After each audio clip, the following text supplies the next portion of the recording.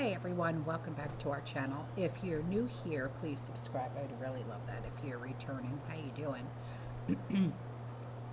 What we're going to be talking about right now is the fact that Mr. T, 47, released a video outlining his plans to rein in government interference when it comes to free speech, which is awesome.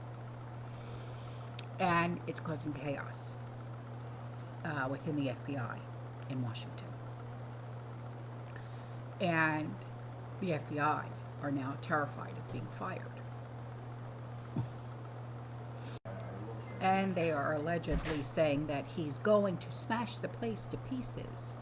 And they're reportedly terrified. It will be a bloodbath of firings once he is inaugurated. Well, what did you expect? So finally, the American people will literally pull the rug out from underneath all of those high and mighty supervisors, managers, and executives, and now they're all fearing that they're going to lose their jobs, and they should be. They should be in fear. The whole thing with the FBI is to investigate crime, to gather intelligence, to avert and or to solve crime. Not to be on social media and looking at who's posting what with sharp political opinions. That has nothing to do with the FBI, okay? But the Bureau is not supposed to leak information about cases or investigations so as to protect the innocent from absolute stigma of being under investigation by the FBI. But instead of being apprehensive about what they have been doing, many, well, not just many, tons of new people embraced it like it's an addiction, okay? And all of that is about to come to an end, thank the Lord. Amendment 1 of our Constitution forbids government from passing any new law abridging freedom of speech. The FBI was supposed to be respectful of that, and they were not. Okay, and over very many years, several congressional actions have run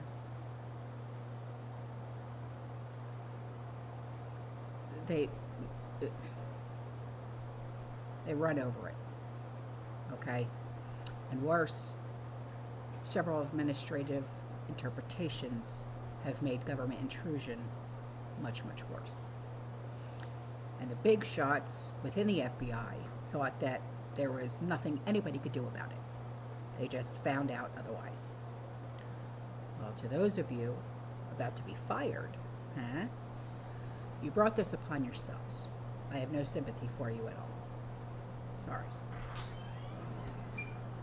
And as the January inauguration approaches, many of you had best have your resume updated and circulating widely. Good luck. And now on to the rest of the video. Yay. You know what? I'm getting pissed off. It's been 72 hours since Trump been elected, and we are not getting what we voted for. We're not. And I'm pissed about it. I'm pissed because I could have sworn that these celebrities and these women on The View and all these places said that if we voted Trump in, that they was going to leave the country. And now I saw that the View, they showing up in black dresses just to mourn the president election, Trump being elected. That is not what y'all promised us. Y'all said that if we voted for Trump, that they will leave the country, and y'all ain't boarded a plane yet. And I'm getting frustrated. Trump, you got to do something about this, because I thought our vote was going to count. We did vote for that. That's what they not understanding. We voted for y'all to leave the country. And I thought that I would be seeing airlines being, filled up. Tickets would be hard to get because all the celebrities, all of Hollywood, all of these politicians, these journalists that said that if you get elected, that they was going to board the plane and leave. I can't no more. You know, our vote ain't counting already, y'all. I guess maybe I'll give him another week, but you know, time is ticking. Get on the plane. All right.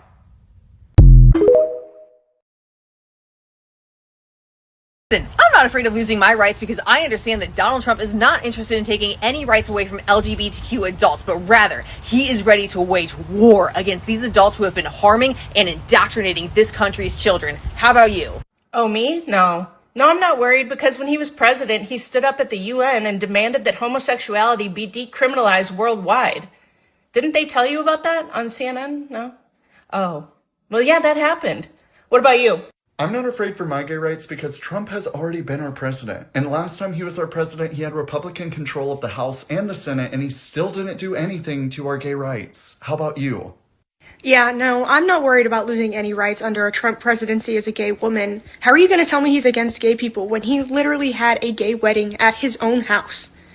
How about you? I am not afraid for my rights under Trump's presidency because President Trump appointed Richard Grenell, who became the first openly gay man to hold a cabinet-level position. I wouldn't consider that taking rights away. I think that's providing opportunity where it's never been given before. How about you? Did y'all forget that he was the first ever U.S. president to enter office? Actually, even before he was entering the office, to be pro-LGBT. Yeah, we're good.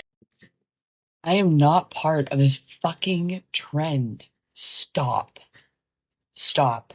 There are people that have lost their hair, like me, and it has been devastating. You guys, stop. This is ridiculous. I'm not part of this trend. Not part of it. I have alopecia. But you guys claim to be so caring and kind, but look what you're doing. You guys are not realizing that you are triggering people that have lost their hair, that have cancer. Shaving your head because you think you've lost your rights, you didn't lose your fucking rights. You guys are a bunch of fucking crybabies, just like I'm being right now, because you guys have started a trend that is now affecting people like me and people that have cancer. Good job, assholes. Hey friends, I just have been in Israel for a week and I'll tell you all about that later, but I saw the results of the election, which is very good for the Jewish people. And I've also seen a lot of the response videos, especially from women who are crying, screaming, shaving their heads, saying they're going to be jailed or rounded up or killed or hunted or whatever they're... We need to pray for them. And I just want to say to all you folks who feel that way, don't make politics or identity groups your religion. Only Jesus is the same yesterday, today, and forever. Put your faith in him, not in men, not in men's institutions, not in humans' institutions.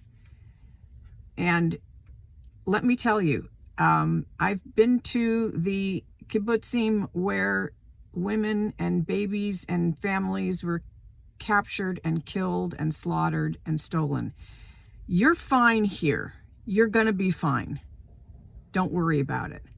Secondly, to whatever groups, whatever media, whatever pundits, all these extremists that are allowed television time who told women that this is what is going to happen to them, shame on you. Shame on you.